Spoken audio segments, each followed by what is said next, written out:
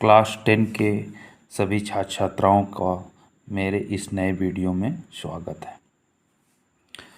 जैसा कि आप देख रहे हैं कि मैं आज आप लोगों को सामाजिक विज्ञान का प्रश्न पत्र जो पिछले साल 2022 में आया था उसकी एक प्रति मेरे पास है, जो मुझे कॉपी चेक करते वक्त मिला था। बोर्ड की कॉपी चेक करते वक्त उसको मैं आपके सामने प्रस्तुत कर रहा हूँ, जिससे आपको आइडिया लग सके कि किस प्रकार के प्रश्न आते हैं, कितने प्रकार के आते हैं, वगैरह वगैरह।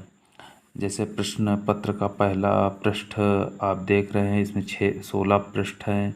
अनुक्रमांक नाम लिखने का है, सन दिया हुआ है, सामाजिक विज्ञान विषय लिखा हुआ है।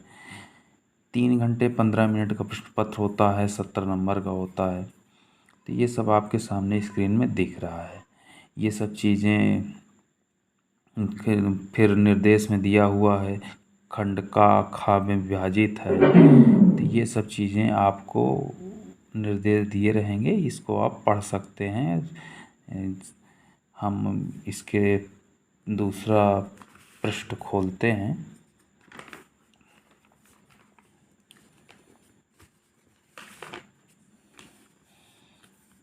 पांच इसमें निर्देश दिए हुए हैं। पांचों निर्देश को आप ध्यान से पढ़िए। 14 मैं एक संक्षेप में बता दूं आपको कि खंड का में 14 प्रश्न आते हैं, और खंड का में जो 14 लास्ट के प्रश्न हैं वो खंड खा में आते हैं। खंड का में इतिहास और नागरिक शास्त्र से संबंधित प्रश्न आते हैं, या इतिहास और नागरिक शास्त्र को पॉलिटी कह सकते हैं, राजनीति विज्ञान कह सकते हैं। इसके अंतर्गत 14 नंबर तक के प्रश्न आते हैं, और उसके बाद के 14 नंबर के प्रश्न भूगोल और अर्थशास्त्र से आते हैं। अब चलते हैं हम खंड का, जिसे पार्ट 1 कहते हैं। बहुविकल्पी प्रश्न आते हैं सबसे पहले। तो ये बहुविकल्पी प्रश्न हिंदी इंग्लिश दोनों वर्जन में प्रिंट रहते हैं, जिसे आप देख सकते हैं। जैसे पहला ही प्रश्न दिया है, ज्यूसेप्पे मैत्सनी द्वारा स्थापित गुप्त संगठन था, इसमें कौन सही है, इसको आपको उत्तर देना है।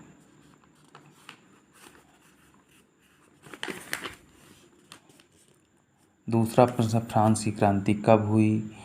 इसी तरह तीसरा प्रश्न, हिंद स्वराज पुस्तक के लेखक कौन हैं। चौथा प्रश्न, प्रथम विश्व युद्ध कब हुआ। पांचवा प्रश्न, समवर्ती सूची से संबंधित विषय नहीं है, ये बताना। छठा प्रश्न है, संविधान के अनुसार भारत की राजभाषा क्या है। तो इस तरह 6 प्रश्न दिए हुए हैं, सभी 1-1 नंबर के रहते हैं। उन प्रश्नों को आप ध्यान से पढ़िए। उसके बाद उन सभी प्रश्नों के जो विकल्प सही है, उस विकल्प को उत्तर के रूप में आपने अपने उत्तर पुस्तिका में लिखिए। पूरे चारों ऑप्शन को लिखने की आवश्यकता नहीं होती। जैसे सपोज दैट छठवां प्रश्न है, संविधान के अनुसार भारत की राजभाषा क्या है। तो राजभाषा हमारा हिंदी है, तो प्रश्न नंबर 6 का उत्तर का हिंदी, या प्रश्नोत्तर नंबर 6 डैश का हिंदी, इतना कर देंगे तो पर्याप्त है, आपको 1 नंबर मिल जाएगा। अब हम आगे अतिलघुत्तरीय प्रश्न देखते हैं। अतिलघुत्तरीय प्रश्न जैसे इसमें 7वां 8वां 9वां 3 प्रश्न रहते हैं। 2-2 नंबर के तीनों प्रश्न हैं। तीनों प्रश्न हिंदी इंग्लिश में दोनों वर्जन में दिया रहता है, क्योंकि कुछ छात्र छात्राएं ऐसे होते हैं जो इंग्लिश वर्जन पढ़ते हैं, इंग्लिश वर्जन में ही लिखते हैं, इसलिए यहाँ हिंदी इंग्लिश दोनों दिए रहते हैं। ये 2-2 नंबर के रहते हैं।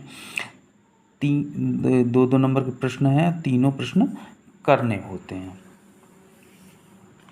उसके बाद जैसे 7वां प्रश्न दिया हुआ है, 8वां प्रश्न दिया है, 9वां दिया है।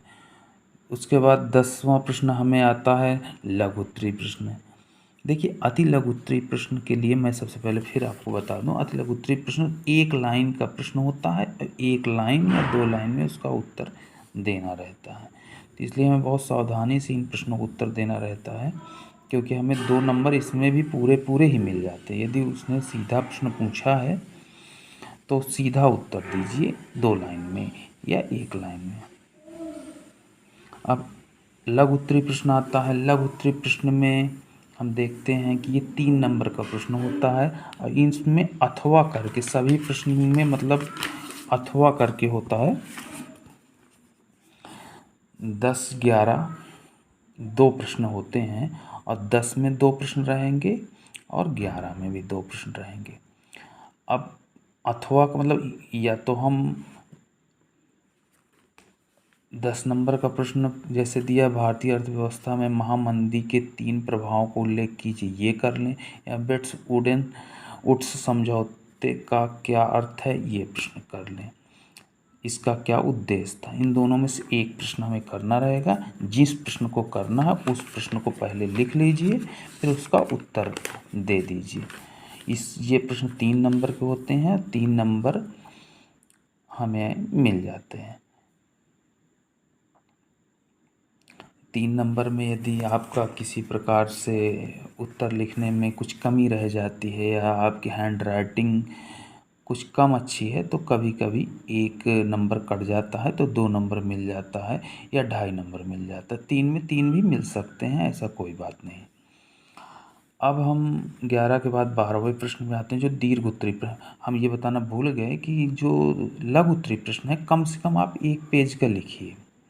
1 पेज में 10 लाइन, 8 लाइन, 7 लाइन, 6 लाइन, इतना लिख सकते हैं, इससे कम मत लिखिए। 1 पेज आपका भरा होना चाहिए। 1 से ज़्यादा हो, 1.5 तक हो तो और अच्छी बात है, लेकिन 1 पेज आपका फुल लिखा होना चाहिए। इससे कम लिखेंगे तो फिर नंबर देने में एग्जामिनर को, जो कॉपी चेक कर रहा है, उसको दिक्कत होती है और वो नंबर काटने लगता है। अब 12वां प्रश्न है जो दीर्घ उत्तरीय है। एक दीर्घ उत्तरीय प्रश्न 6 नंबर के होते हैं। 12 और 13 2 ही प्रश्न होते हैं। इसमें भी दोनों के अथवा अथवा होते हैं, यानी हमें यहाँ भी चॉइस मिल जाती है कि हम 12 जैसे भारत में राष्ट्रवाद का उदय के प्रमुख कारण क्या थे ये लिखें, या भारत छोड़ो आंदोलन पर एक संक्षिप्त निबंध लिखें। इन दोनों में से हम एक कर सकते हैं। ऐसे 13वां में 2 प्रश्न दिए हुए हैं, 13वां को भी हम देख लें, जो हमें आता है दोनों में वो एक लिख सकते हैं। इस प्रकार हमारे ये 6 नंबर होते हैं एक प्रश्न के, और हमें इसे लगभग 3 पेज लिखना रहता है। मतलब एक पन्ना जिसे कहते हैं दोनों साइड, और एक और 3 पेज यदि हम लिखे हैं तब एग्जामिनर को नंबर देने में 6 नंबर में 5 नंबर वो दे देता है। यदि आपकी राइटिंग अच्छी है, आपने अच्छे से लिखा है, सभी बिंदुओं को कवर किया है तो 5 दे देता है, नहीं 4 नंबर जनरली मिल जाते हैं। क्योंकि दीर्घ उत्तरीय प्रश्न है, उसमें कुछ गलतियां होती हैं, कुछ चीज़ें जो एग्जामिनर चाहता है वो नहीं रहती, तो इससे नंबर कटते हैं। यहाँ पूरे में पूरे तो नहीं मिलते, लेकिन 4 नंबर मिल जाते हैं। उसके बाद मानचित्र का वर्क आता है, जो 14 नंबर के प्रश्न पत्र 14 में देखेंगे आप कि मानचित्र, पहले निर्देश पढ़ेंगे। निम्नलिखित स्थलों में भारत में दिए गए रेखा मानचित्र में चिन्ह द्वारा नाम से दर्शाइए। सही नाम के सही अंकन के लिए हाफ अंक निर्धारित है। अब ये हाफ अंक क्या है? चूँकि आधा नंबर मिलता है आंसर का और आधा नंबर मिलता है कि सही हम दिखाएं। अब इसमें भी 5 प्रश्न होते हैं। पाँचों प्रश्न 1-1 नंबर के होते हैं, इसलिए 5 अंक यहाँ से हमें आसानी से मिल जाते हैं। यदि हम जैसे पहला प्रश्न ही देखिए, यहाँ वह स्थान जहाँ जलियांवाला बाग हत्याकांड हुआ अमृतसर में हुआ। अब अमृतसर को हम यदि लिख देते हैं अमृतसर में हुआ तो हमें आधा नंबर मिलेगा।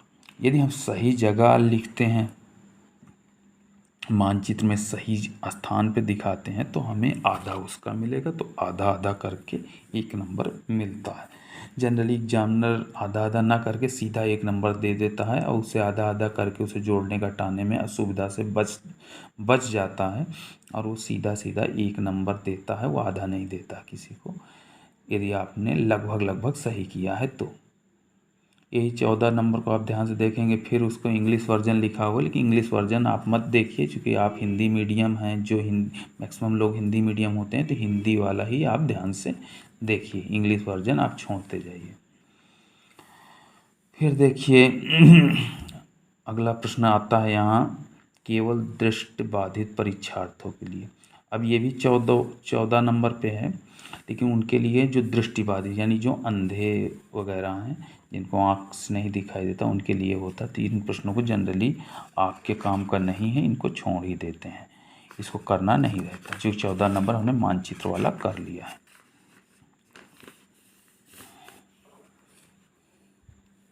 पार्ट 2 में हम आते हैं, जिसे पार्ट बी कहते हैं। यहाँ हम भूगोल और अर्थशास्त्र से संबंधित चीज़ें देखते, सेम जैसे पार्ट 1 में था, यहाँ भी सेम रहेगा। हमें टोटल बहुविकल्पी के 15, 16, 17, 18, 19 और 20 5 प्रश्न बहुविकल्पी के करने होंगे, और इसमें उसी तरह जो एक सही उत्तर है प्रश्न नंबर डाल के हमें देने पड़ते हैं, जिससे हमारा ये भाग भी कंप्लीट हो जाते। इसमें कोई चॉइस नहीं रहता, सभी प्रश्न बहुविकल्पी वाले हमें करने हैं। ध्यान से आप लोग भी देख लीजिए किस प्रकार के प्रश्न हैं।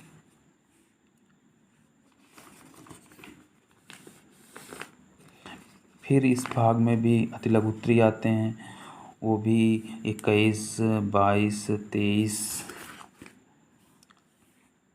3 प्रश्न है अतिलघुत्तरी के, इसको भी हमें देने रहते हैं 1 या 2 लाइन में उत्तर, जिसके उत्तर देने से हमें पूरे अंक प्राप्त हो जाते हैं।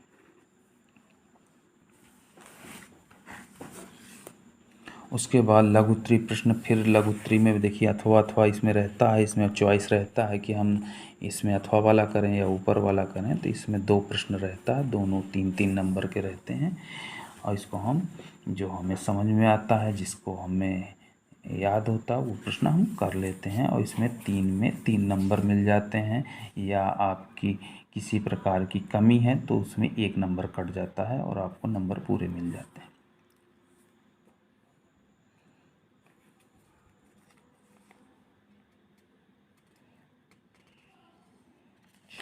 24-25 के बाद हम आते हैं 26 नंबर। फिर दीर्घ उत्तरी प्रश्न आता है 26-27, 2 प्रश्न दीर्घ उत्तरी है। ये भूगोल और अर्थशास्त्र से, एक भूगोल से संबंधित रहता है, एक अर्थशास्त्र से संबंधित रहता है। तो यहाँ जो है आप देखेंगे कि भूगोल से संबंधित प्रश्न जो है वो किया जा सकता है। इसमें देखिए एक प्रश्न भूगोल से संबंधित है, एक 26 नंबर भूगोल से संबंधित है, 27 नंबर प्रश्न जो है अर्थशास्त्र से संबंधित है। तो आप इसमें ध्यान से देखिए, जो आपको आता है, इसमें भी चॉइस है, उसी हिसाब से कर लीजिए। ये भी 6 नंबर का प्रश्न होता है। उसके बाद इसमें भी मानचित्र का प्रश्न आता है। मानचित्र में क्योंकि अर्थशास्त्र में कोई मानचित्र नहीं होता, तो ज़्यादातर ये भूगोल के ही प्रश्न हैं, और भूगोल के प्रश्नों में मानचित्र के प्रश्न दिए हुए हैं। और जैसे राजस्थान की राजधानी चिन्ह द्वारा दिखाइए, तो राजस्थान की राजधानी हमें चिन्ह द्वारा जयपुर दिखा देना है, और उसको हमें आधा अंक मिल जाएगा, पूरा 1 अंक पूरी तरह से प्राप्त हो जाएंगे।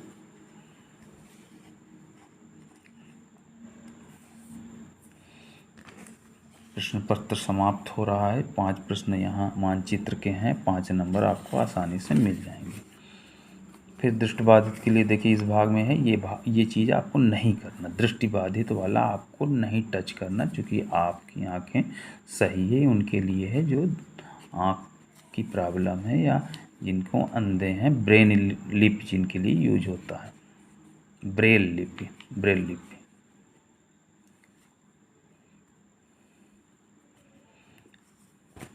इस प्रकार आपने पूरा प्रश्न पत्र देख लिया। इसको आप जूम करके रोक के बार बार देखें और समझने की कोशिश करें। Thank you.